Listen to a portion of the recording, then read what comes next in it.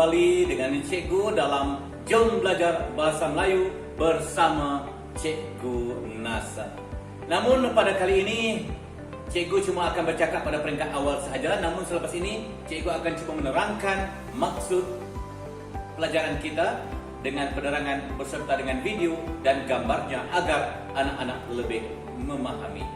Tajuk yang akan kita pelajari pada kali ini ialah kata yang hampir sama maksud. Diharapkan semua anak-anak sudah pun bersedia untuk mengikuti pelajaran daripada cikgu hingga ke akhirnya. Kalau sudah bersedia, jom kita mulai.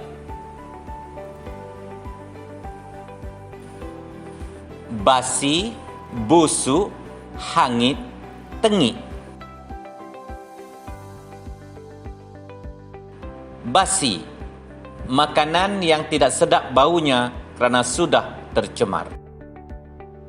Gulai nangka itu sudah basi dan tidak boleh dimakan lagi. Busuk, untuk buah yang buruk atau rosak. Buah-buahan itu banyak yang sudah busuk. Hangit, untuk nasi yang hampir hangus dan berbau.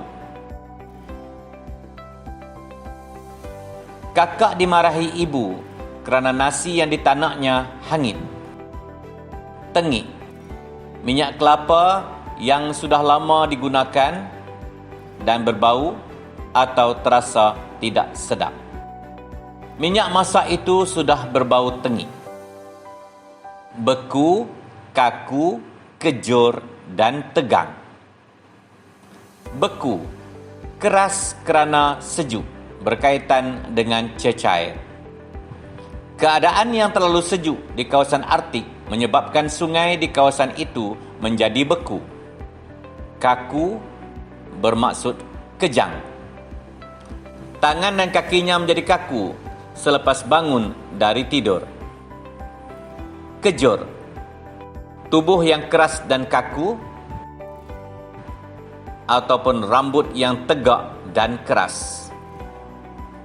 Rambut orang itu kejur kerana sudah lama tidak dicuci. Tegang, untuk urat dan otot yang keras dan liat. Bersenam dapat menyebabkan badan kita tegap dan otot kita tegang. Belah, hancur, patah, retak. Belah bermaksud pecah menjadi dua bahagian. Belah buah naga itu dahulu sebelum dimakan. Hancur, pecah menjadi kecil-kecil kerana dikunyah, ditumbuk, remuk atau lumat. Kaca itu terhempas ke lantai lalu hancur. Patah, hampir putus.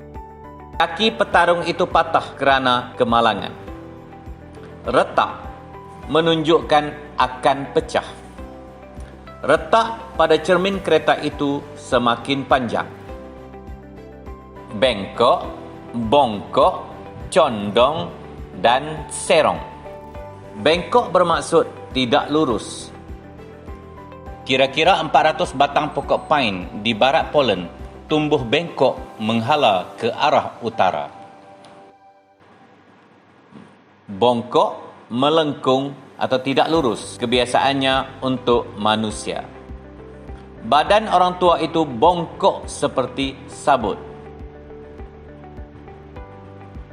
Condong, tidak sama rata, sengit atau miring.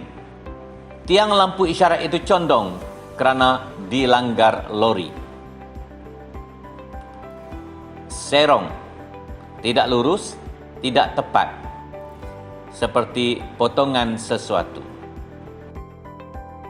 Cantik sungguh peragawati itu memperagakan baju kebaya serong. Empuk, lemau, lembek dan lembut.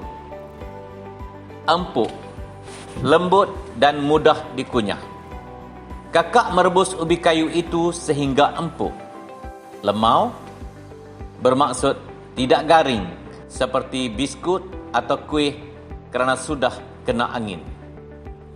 Tutup bekas itu ketat-ketat supaya biskut di dalamnya tidak lemau. Lembek maknanya tidak keras ataupun lembut. Nasi itu lembek kerana terlebih air.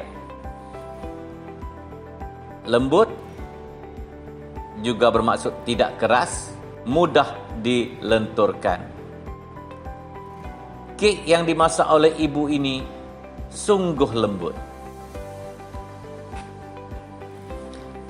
Gembur, rangup, rapuh dan retas. Gembur, tanah yang tidak padat.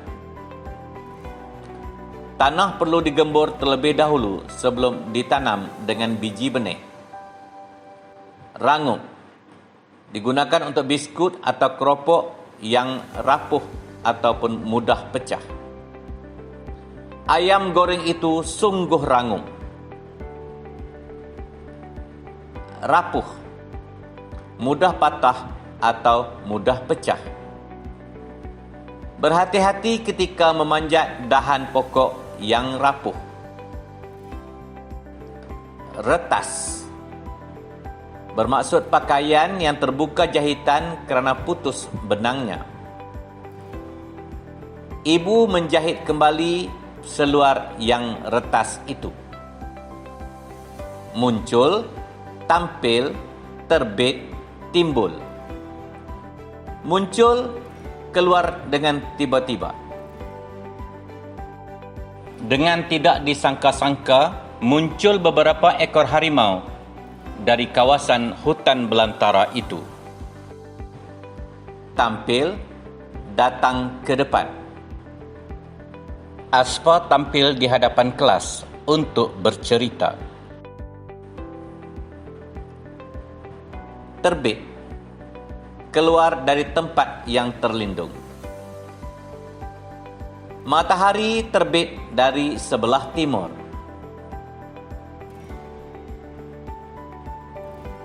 Timbul, naik ke atas dari dalam air. Ikan lumba-lumba itu timbul di permukaan kolam mengikut arahan jurulatihnya. Berbuai, bergegar, bergoyang, dan berkocak. Berbuai bermaksud bergerak berbalik-balik atau berayun-ayun. Buaian yang dinaiki oleh bawang merah itu berbuai perlahan-lahan. Bergegar, bergerak ke atas ke bawah dengan cepat dan kuat. Bergegar pokok-pokok zaitun itu apabila proses pengambilan buah dijalankan. Bergoyang, bergerak terayun-ayun. Pohon-pohon itu bergoyang apabila ditiup angin.